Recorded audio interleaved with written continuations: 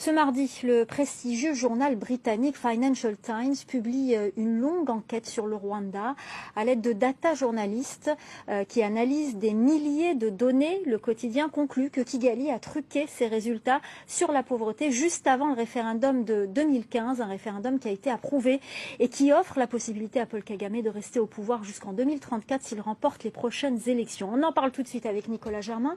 Nicolas, tout d'abord, que dit cette enquête ? En fait, c'est intéressant, cette enquête, elle arrive à la même conclusion qu'une enquête de France 24 menée en 2015. À l'époque, des sources crédibles et un lanceur d'alerte m'avaient dit que le Rwanda manipulait ses statistiques sur la pauvreté pour montrer que la pauvreté diminuait alors qu'en réalité, elle augmentait. Alors, ce qu'a fait le journal britannique, c'est qu'ils ont demandé à des data journalistes d'examiner 14 000 données des rapports sur la pauvreté au Rwanda et ils ont conclu qu'entre 2010 et 2014, il y avait eu une hausse des prix généralisés et donc il ne pouvait pas y avoir en même temps une baisse de la pauvreté. Et le journal dit aussi qu'il y a eu des tentatives récurrentes pour fausser les résultats depuis 2015.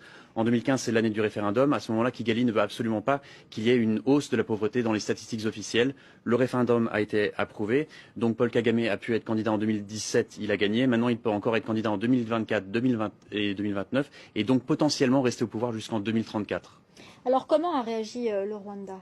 Alors, c'est pas vraiment une surprise, le Rwanda a rejeté ces accusations. La Banque mondiale a également officiellement rejeté ces accusations. Mais ce qui est intéressant, c'est que le Financial Times publie aujourd'hui pour la première fois une lettre qui est datée de 2015, écrite par 5 employés de la Banque mondiale, adressée à la direction de la Banque mondiale. Et voici ce que dit cette lettre publiée dans le Financial Times. De récents développements montrent qu'il existe potentiellement de sérieux risques pour la réputation de la banque si ces opérations concernant le Rwanda continuent sur la même trajectoire. Et les auteurs de la lettre s'inquiètent de la manipulation des statistiques officielles et de l'impossibilité de transmettre en toute transparence des données fiables. On peut dire que cette enquête d'un journal prestigieux est un coup dur pour Paul Kagame. On sait qu'il est souvent accusé d'être à la tête d'un régime autoritaire. Cette critique-là ne semble pas le tourmenter. Mais lui, il aime bien vanter le développement économique du Rwanda. Mais si en fait ce développement est basé sur des fausses statistiques, alors là, c'est tout son bilan qui est terni. Merci beaucoup Nicolas Germain. On peut retrouver votre article sur ce sujet sur le site internet de France 24, france24.com. Merci beaucoup.